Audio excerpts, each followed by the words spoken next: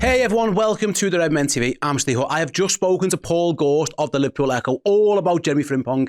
His story this morning revealed Liverpool are in talks to sign the Dutch international. Check out this clip of the Journo Inside Show. If you want to check out the entire show in full, you can do so for free over on redmenplus.com. Simply sign up at Redmen Plus as a monthly captain subscriber. Use that promo code CHAMPIONS when you do so, and you'll get the entire show for free. We spoke about Florian Wirtz, Dean Howson, Trent Alexander-Arnold, Kostas Tsimikas, Federico Chiesa, loads and loads of transfer stuff. So yeah, go and check it all out after you've heard from me and Paul talking all about Jeremie Frimpong.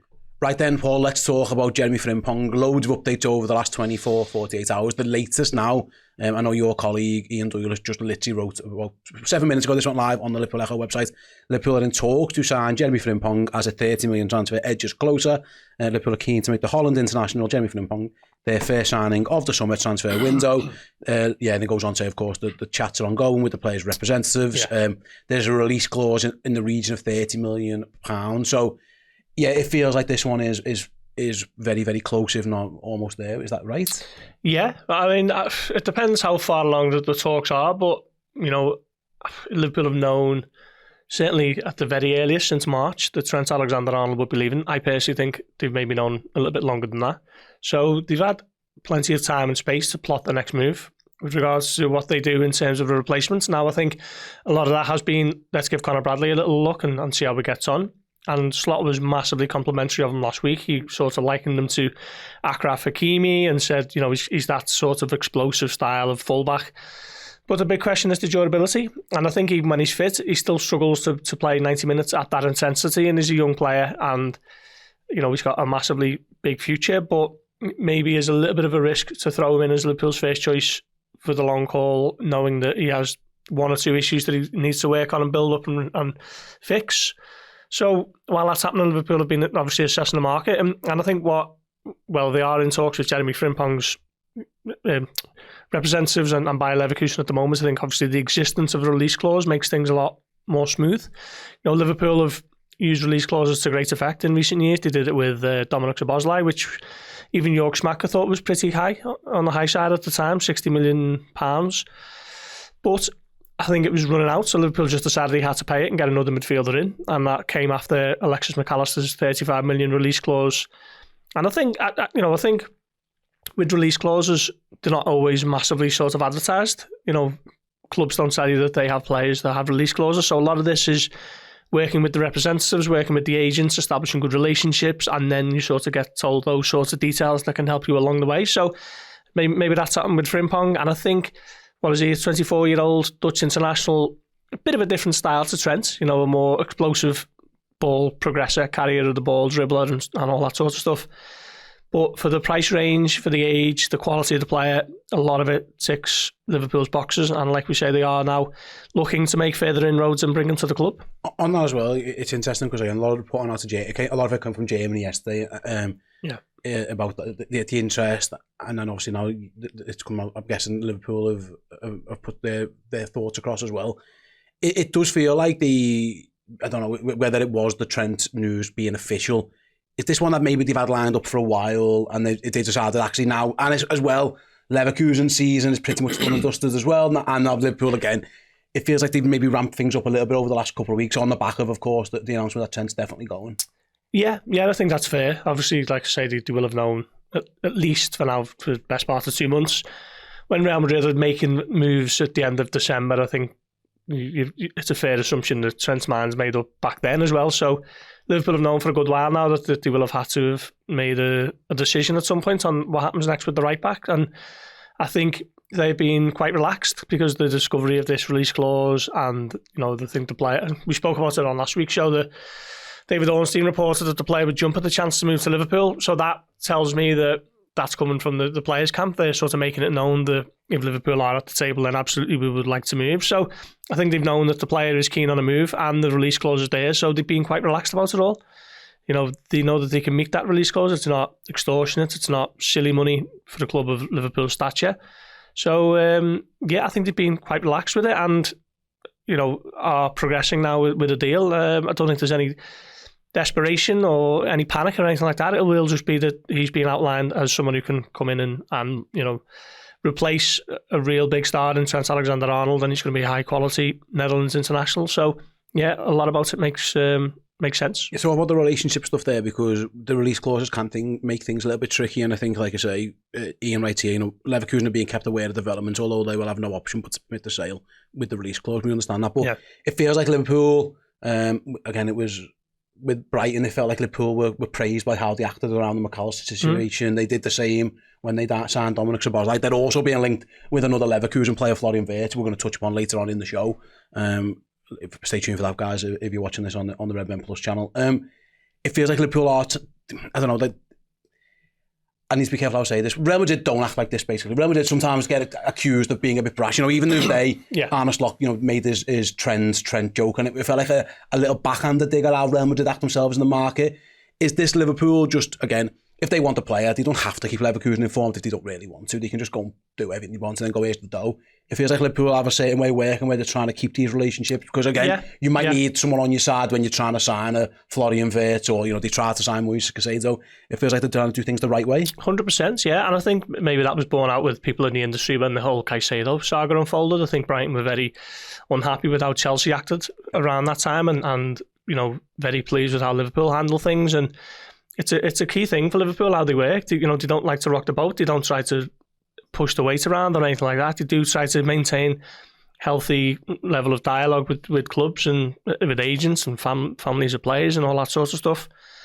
And it can only help you further down the line, can't it? You don't want to really make too many enemies in football, because at some point you might need to bring someone in from, let's say for example Milos Kerkez is next on Liverpool's wanted list, and they go to Bournemouth, and they've got a history of dealings with them that have been a little bit sort of aggravated and terse and a bit unhappy, and Bournemouth have been made to feel a certain way about certain dealings.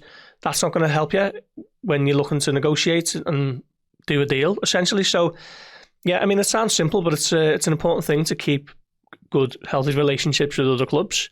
And with Leverkusen, I'm not really sure how it is. Can't really think of too many dealings either way between the clubs recently, but they're certainly not going to, make an enemy of them by how they're handling Frimpong. And by all accounts, something that I wrote yesterday is that Leverkusen seem like they are keen to resolve the situation quickly, because they're obviously going to need a new manager, and they want to be able to tell their new manager or head coach, however you phrase it, what he's got to work with budgetary wise and what he's got to work with the playing staff. So, if Frimpong is on the way, then I think they would like it to be concluded sooner rather than later, really. Absolutely. You mentioned earlier, to wrap up a little bit on this one, there's been a lot of talk again. It feels like from the Frimpong camp. In fact, I can find David Ornstein's latest tweet. He says, this was like 50 minutes ago, there's increasing confidence from the Dutch internationals camp that the deal will be struck. It does feel like, not quite the come and get me sign, but if there's been a lot around this deal, it feels like there's been I want to go to Liverpool, the player would be keen to join if he can get it, that kind of thing. It feels like obviously talks have been ongoing, but there's been a lot of noise from the Frimpong camp around this one, rather than, which is interesting that he's made it so public that he wants this done, or his camp are trying so hard to get this one pushed through. It feels like there's a real desire of the player and maybe of his representatives to get this deal over the line. It's been quite constant over the last couple of days now, constant updates about how much he wants to join the club. Yeah, it first come out last week, didn't they, with David Ornstein saying that Frimpong would love to join Liverpool, and at that stage you're thinking, well, who wouldn't? Yes. So I'd love to go and date Margot Robbie if I could. He's got to win back. But clearly there must have been some contact at that stage, because you don't just put your hand up and say I want to play for Liverpool. There must be something behind the scenes, and I'm not sure what Liverpool feel about the constant talking behind the scenes about from the representatives and the agency and stuff. But like David's piece says there, increasing confidence from the players' camp. So clearly that is where this information is coming from, and Liverpool now have sort of privately, revealed that talks are ongoing. So it all seems to be moving in the right direction, and we know that when Liverpool kick into gear, they do tend to move quite quickly. And with the existence of a release clause, that makes things even smoother and cleaner. So I think we should have some really interesting news on this. Maybe this time next week we're talking about him as a Liverpool player. I'm not sure, but Certainly heading in the right direction for people who feel that he will be a good sort of replacement for Trent. Absolutely, like I say, the window opens earlier, doesn't it? With the staggered window now because of the Club World Cup as well, so it might be one that's done sooner or later. Can I get your thoughts on him? The signing then, Paul? Like obviously, you mentioned before, he's very different than Alexander-Arnold. He's been playing as a right wing back, more often than as a right back. There's been some talk that Mohamed Salah's going to be playing AFCON this year, and Frimpong can certainly do a job playing as a right winger as well as a right back. You might see him alongside Conor Bradley in the same team rather than competing for the same place. But he is a very pacey, attack-minded full-back. What are your thoughts on the fit, and what does this perhaps say about Arne Slot and what he's looking for from his right back? Yeah, I mean, he does get into advanced areas, doesn't he? A lot more than Trent did consistently. He scored at Anfield, didn't he? But it was offside. I'd actually forgotten about that until seeing it the other day. Very pacey ball carrier. He stays very wide, which I think is going to be interesting because how does that dovetail with Salah? Salah fed off those balls from Alexander-Arnold every game, didn't he? Trent would put it on a play for him and he'd race in behind. So that might be a little bit of an adjustment period because he's not the same passer of a ball as Trent is. He's more of a runner and a more sort of aggressive, proactive getting up the pitch.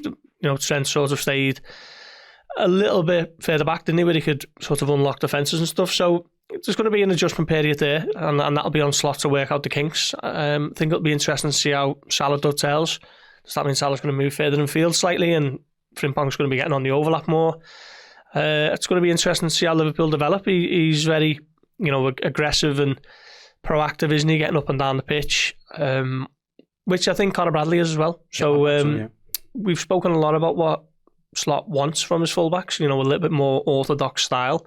I don't think Frimpong is, a bit of a meat and two-veg fullback. I think he's he's got a lot of attacking qualities, hasn't he, and can play in those forward positions. So, yeah, it's going to be something for Slot to work on, but I think it's quite exciting as well. A couple more points I wanted to talk about. First of all, the homegrown thing's massive. I think you've got to mention that as well. Obviously, for those who aren't aware, he spent a lot of time at Manchester City and as a youngster, 9 years, so he does qualify. Liverpool are losing Alexander-Arnold, who counts as a homegrown player, effectively replacing him as a player, and with a homegrown player who actually isn't English, is definitely something that's an added appeal, I guess. Yeah, I don't know how much of a big tick in that box it is, but it helps. Yeah.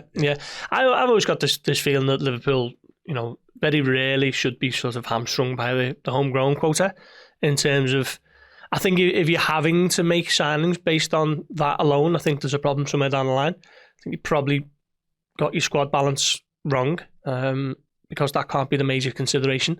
But it certainly helps. And obviously with Queeve Kelleher maybe moving on this summer, Trent obviously going, Liverpool might need another couple to redress the balance. So it certainly helps that he is, trained at Manchester City for 9 years, didn't he, as a junior. So it's interesting because when you're talking about this homegrown quota, you just immediately think of players who are English, but doesn't quite work like that, does it? I think next year Liverpool might have Jaros, Baccetic, and if they're around, and now Frimpong all count as homegrown. So it doesn't necessarily work like that, and players will have their own histories and stuff that maybe we're not aware of. So with Liverpool looking at player A, B or C, they might qualify as homegrown, even if on the face of it they are a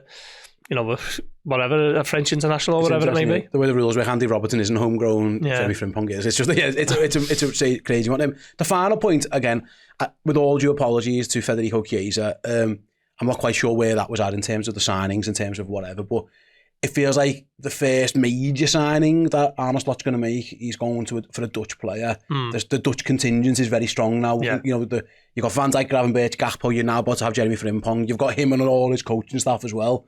It's a little bit like when Rafa Benitez turned up and there was like a bit of a Spanish revolution at Anfield. And, there was a Spanish coaching staff and a lot of Spanish players came in.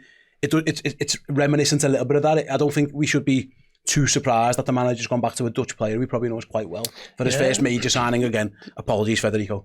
The Reds are becoming orange, I guess, aren't they? I think what will have happened privately is, they will have sussed out Frimpong, character references from the likes of Gakpo and certainly Van Dijk and Gravenberch as well. There's that clip, isn't there, where Frimpong speaking in a little bit of a Scouse twang when is it Gakpo shows up and then Van Dijk. Gravenberch, I think it might be. Gravenberch, good mates apparently. Yeah. Well, Van Dijk said a couple of times to us after games that, you know, he feels it's going to be a big summer. And I think what will have happened is when they've sat down to talk about contracts, is Virgil might have asked what's going to happen in the summer, who you're targeting, who you're after, what does next season look like without Trent, or maybe what does it look like without Mo, who have you got lined up? So I think Van Dijk's probably a bit more clued up than the average player might be in the Liverpool squad in terms of what Liverpool's recruitment plans are. So I guess he might have been informed that Frimpong was high up on that shortlist, and I guess he would have given it the big thumbs up. So yeah, what will that be now? The 4th Dutch international at the club. Obviously, a strong Dutch contingent in the playing staff as well. So yeah, Slot going back to well, not necessarily playing in the Eredivisie, is he? But certainly players who he knows as stars of the Orange national team. Absolutely, yeah. Keep an eye out on the channel, guys. As and when more updates on this, of course, we always all over it, reacting as best we can, speaking to as many people as we can.